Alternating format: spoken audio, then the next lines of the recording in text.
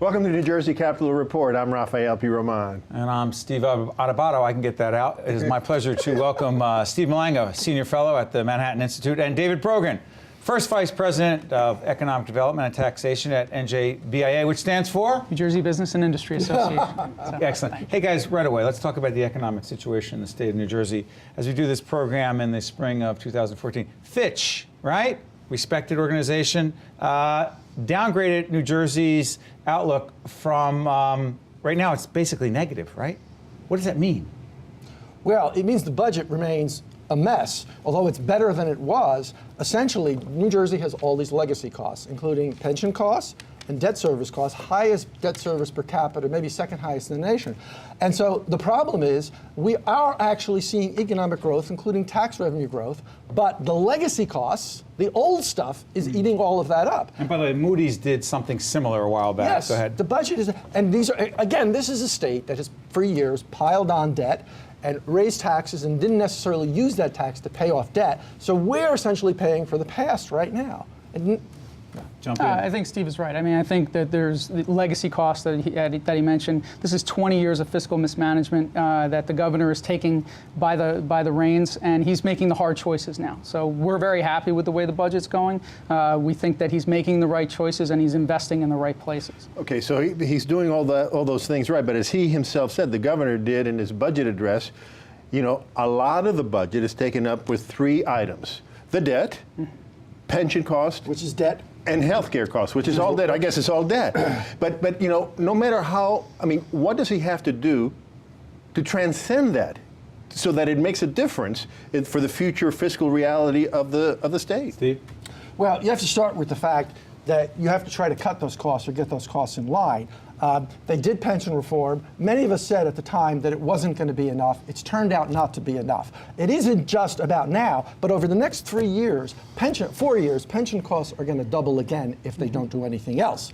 So you got to get control of that. And you also have to cross your fingers and hope that the state economy continues to grow. Believe it or not. It's not a plan. Believe it or not, in the last 2 years, private sector job growth in New Jersey has averaged 1.5% in each of those 2 years. That's more than in any year in the last decade. So This economy is growing. You don't hear that a lot in the state, but it is growing. Never averaged more than 1% a year during the previous two governments. So it is growing. But following up on what Steve said, you know how hard it was to get the pension reform a couple of years we ago. keep talking about pension reform as if everyone understands it. Basically, the governor, along with the Democrats in the legislature, those who went along with it, said, all right, look, we have to reform pension. Billions and billions and billions in debt. So public employee unions, they got them. They had to make more contribution to the pension, more contribution to the health care. Retirement age was increased, was extended. Right, they got rid of the COLAs. Right. So cost of living adjustments, and quote, not enough, according to Steve and many others. And it was a huge, huge fight with the Democrats coming along, some Democrats refusing to go under any circumstances. And now, Raf? And now Steve says we need more reform and pension. What are the likelihood of that? I think it's going to be difficult. I think politically it's going to be difficult over the next few years. I think Senator Sweeney, the Senate President, has said that we've made the changes and now we need to make the commitment. So that's an issue. But I think Steve, when you say make the commitment, what Steve Sweeney, the Senate President, is saying is the state needs to pony up and pay their portion of what the state of New Jersey said it was going to pay for the pension reform. Right. But the other question is, was it enough in the first place, and do you have to go back and ask public employee unions to renegotiate because it wasn't enough in the first place? We might have to do that. We don't know right now. But right now, as Steve was saying, every $9 out of $10 in new revenue is going towards pension and health benefits. The one thing is, though, as Steve said, we're growing. 120,000 new jobs over the last 4 years. The governor put in place some tax cuts that you're going to see, I think, a positive result from. Also, the Economic Opportunity Act is going to be huge, I think, in creating jobs and increasing investment.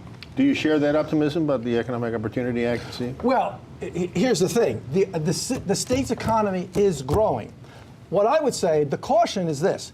I have never seen a more competitive environment among the states for jobs than I'm seeing right now.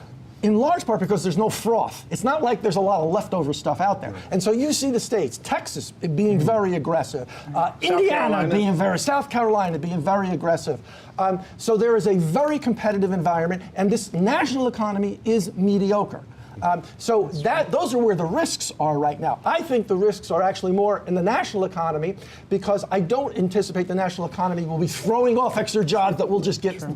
Let's talk about perspective in terms of jobs. The Record, Hugh Morley, who is a business writer we've had here on many times on Capitol Report, Hugh Morley writes in the Record following, that New Jersey has 22,000 fewer jobs than in the start of 2000, okay?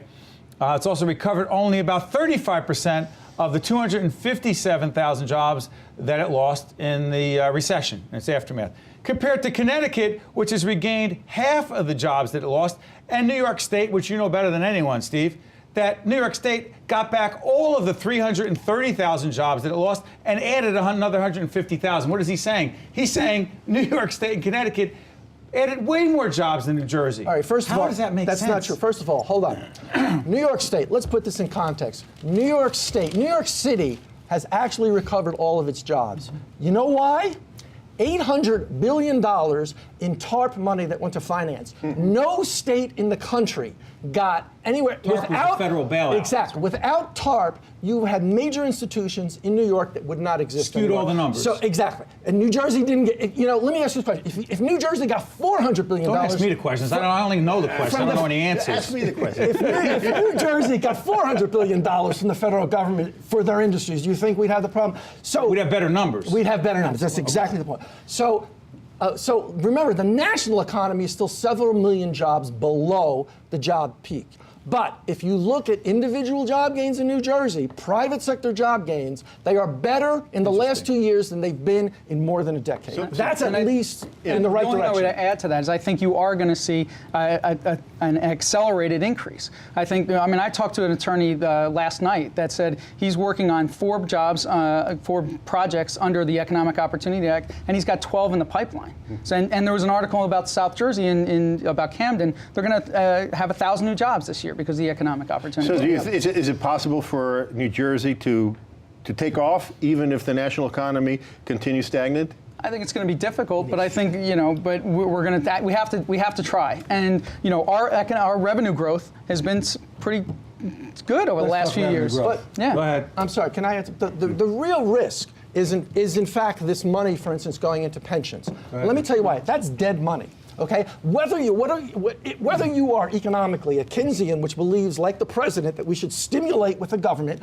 or whether you're a conservative who believes we could cut taxes. Are you making reference to John Maynard Keynes? Yes, exactly. To make reference to my struggling economics course in college. Go ahead. Whether you believe that, or whether you are a tax-cutting conservative who believes we should cut taxes, doesn't matter, because neither of those things can happen as long as we have to take all this revenue growth and put it into the pension funds. It's dead money. That's the risk that the New Jersey economy faces. Isn't it invested in the pension funds? Yeah, but the pension funds then invested in the stock market, not in New Jersey. Do you think it's not building bridges and roads in New Jersey? It's not going for tax cuts in New Jersey. It's going into the pension fund. Speaking of tax cuts, go ahead. I think that's what the governor was trying to say when he was making his statement during the budget address. He was trying to make it clear to the public, listen, this money is not going to be here. And when you think about what we're going to be putting into the pension system in FY 2018, you could have a 10% across the board tax cut and eliminate the corporate business tax in the state of New Jersey if we didn't have to do anything. Don't you think the governor was also saying, come on, we did what we could do the last time with pension and health care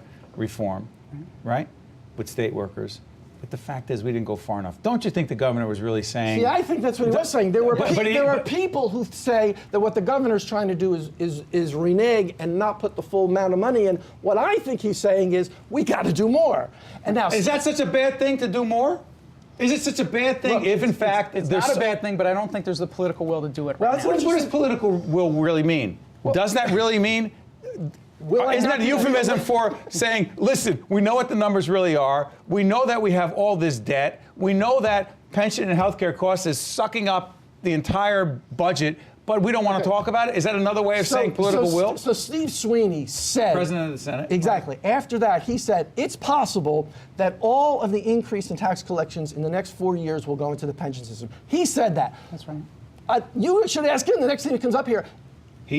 We did. We sat there. You know what he said? He said, we have to pay our fair share on the state end. That means everything else has to be held at zero. What do you mean everything else? That means transportation, schools, no additional spending. everything is zero. Can you hold everything else at zero for the next 4 years? Can't do it. Yeah. Well, then raise taxes What about in the this? states What that's already about the the highest. Democrats who say, you know something?